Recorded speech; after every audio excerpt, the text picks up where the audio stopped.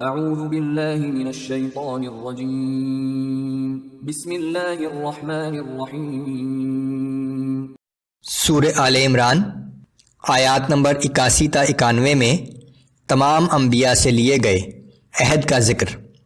جب انہوں نے آخری نبی پر ایمان لانے کا عہد کیا تھا، اس عہد کو بالآخر بنی اسرائیل کے انبیاء اور تمام اہل کتاب کے لیے لازم قرار دیا گیا اور اسے توڑنے پر انہیں تنبیہ کی گئی۔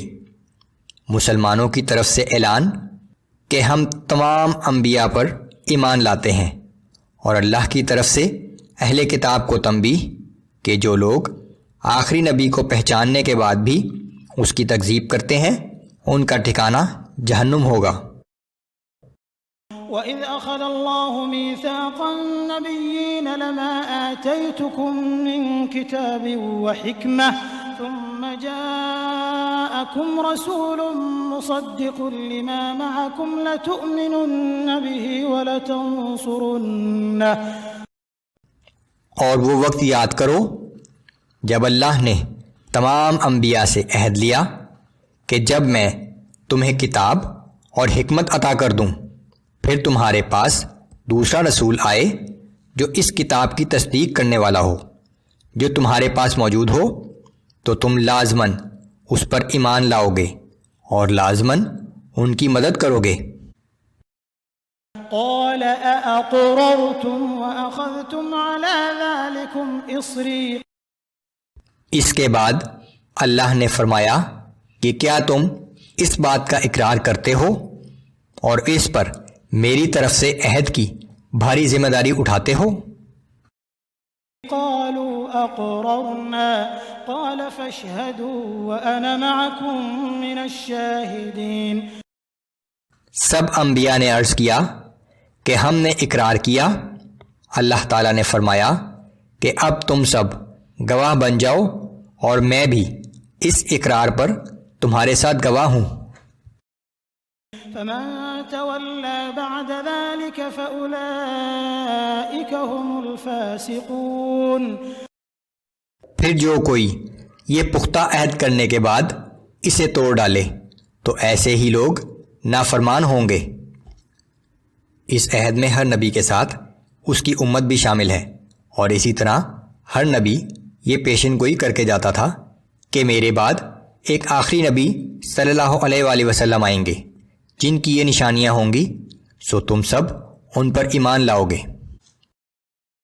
أفغير دين الله يبغون وله أسلم من في السماوات والأرض طوعا وكرها وإليه يرجعون۔ کیا یہ اللہ کے دین کے سوا کوئی اور دین چاہتے ہیں؟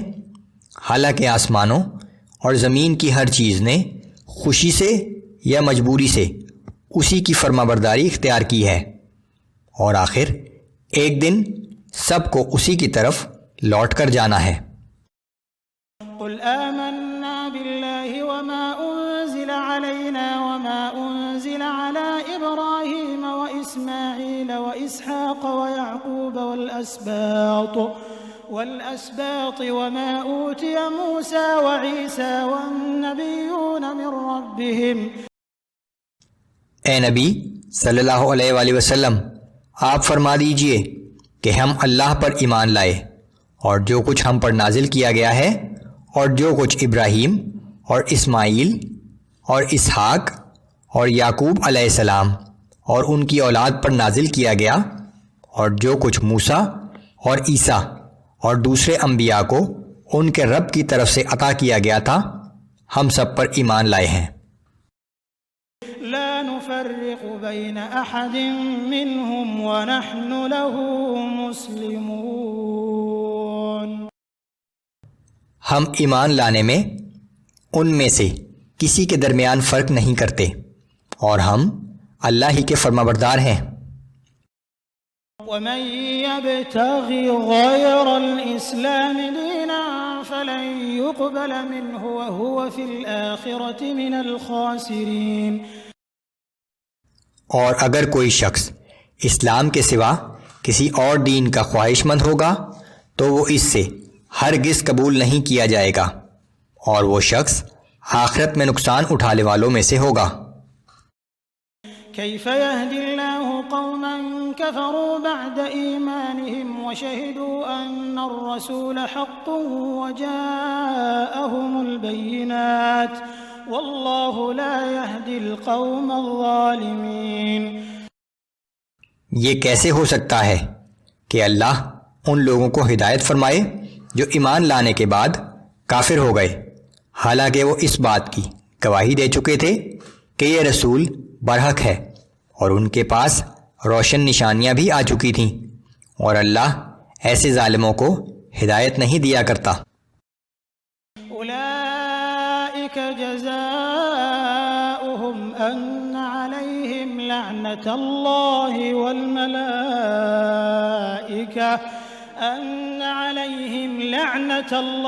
والملائكة والناس أجمعين۔ ایسے لوگوں کی سزا یہ ہے کہ ان پر اللہ کی اور فرشتوں کی اور تمام انسانوں کی لعنت ہوگی۔ خالدین فیہا لا یخفف عنہم العذاب ولا هم ينظرون۔ وہ اس لعنت میں ہمیشہ مبتلا رہیں گے، نہ ان کی سزا میں کمی کی جائے گی اور نہ انہیں مہلت دی جائے گی۔ إلا الذين تابوا من بعد ذلك وأصلحوا فإن الله غفور رحيم۔ ہاں، مگر وہ لوگ جنہوں نے اس کے بعد توبہ کر لی اور اپنی اصلاح کر لی، یقیناً اللہ بڑا بخشنے والا اور ہر وقت رحم کرنے والا ہے۔ إن الذين كفروا بعد إيمانهم ثم ازدادوا كفرا لن تقبل توبتهم وأولئك هم الضالون۔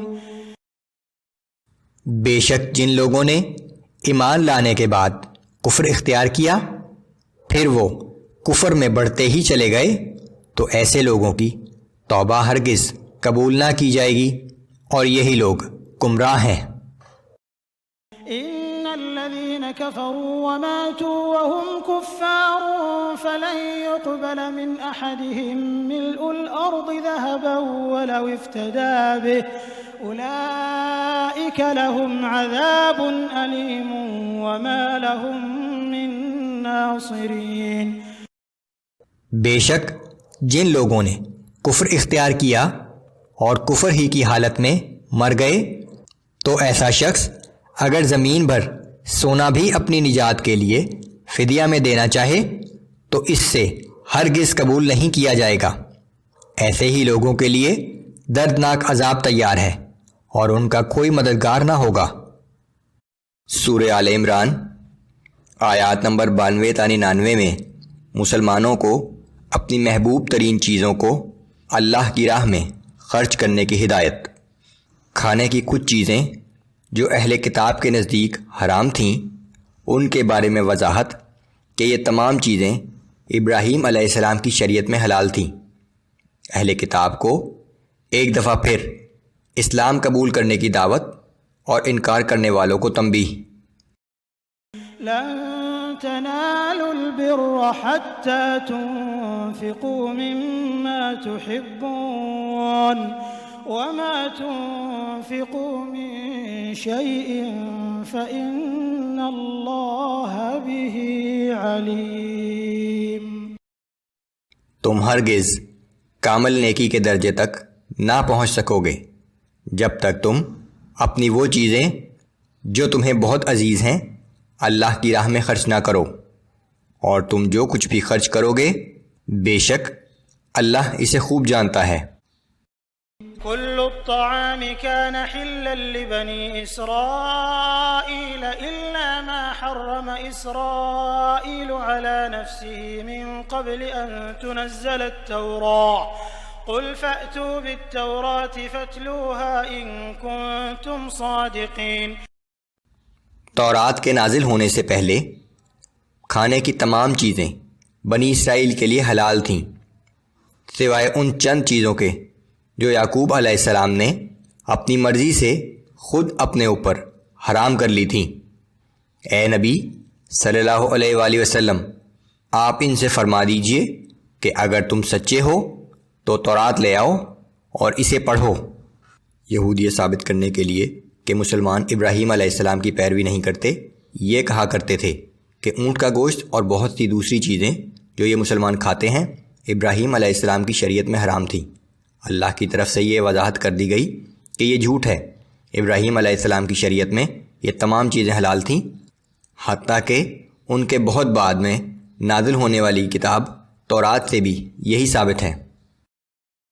فمن افترى على الله الكذب من بعد ذلك فأولئك هم الظالمون۔ پھر اس کے بعد بھی جو شخص اپنے خود ساختہ جھوٹ کو اللہ کی طرف منسوب کرے تو وہی لوگ ظالم ہیں۔ قل صدق اللہ فاتبعوا ملة ابراہیم حنیفا وما كان من المشرکین۔ آپ فرما دیجئے کہ اللہ نے جو کچھ فرمایا ہے وہی سچ ہے، سو اب تم یکسو ہو کر ابراہیم علیہ السلام کے دین کی پیروی کرو جو حق پسند تھے، اور یقیناً وہ مشرکوں میں سے نہیں تھے۔ ان اول بیت وضع للناس للذی ببکۃ مبارکا وہدی للعالمین۔ بے شک سب سے پہلا گھر جو لوگوں کے لیے عبادت گاہ کے طور پر بنایا گیا وہی ہے جو مکہ میں ہے، اس کو خیر و برکت دی گئی ہے اور سارے جہان والوں کے لیے ہدایت کا مرکز ہے۔ فیہ آیات بینات مقام ابراہیم ومن دخلہ کان آمنا۔ اس میں بہت سی کھلی ہوئی نشانیاں ہیں، جن میں سے ایک نشانی ابراہیم علیہ السلام کا مقام عبادت ہے، اور جو اس گھر میں داخل ہو گیا وہ امان پا گیا۔ وَلِلَّهِ عَلَى النَّاسِ حِجُّ الْبَيْتِ مَنِ اسْتَطَاعَ إِلَيْهِ سَبِيلًا وَمَنْ كَفَرَ فَإِنَّ اللَّهَ غَنِيٌّ عَنِ الْعَالَمِينَ۔ اور لوگوں پر اللہ کا یہ حق ہے کہ جو بھی اس گھر تک پہنچنے کی استطاعت رکھتا ہو اس پر اس گھر کا حج فرض ہے، اور جو کوئی اس حکم کو ماننے سے انکار کرے تو وہ جان لے کہ بے شک اللہ سب جہانوں سے بے نیاز ہے۔ قل یا اہل الكتاب لم تکفرون بآیات اللہ واللہ شہید علی ما تعملون۔ آپ فرما دیجئے کہ اے اہل کتاب، تم اللہ کی آیتوں کا کیوں انکار کرتے ہو، اور جو کچھ تم کر رہے ہو اللہ اسے دیکھ رہا ہے۔ قل یا اہل الكتاب لم تصدون عن سبیل اللہ من آمن تبغونها عوجا وانتم شہداء وما اللہ بغافل عما تعملون۔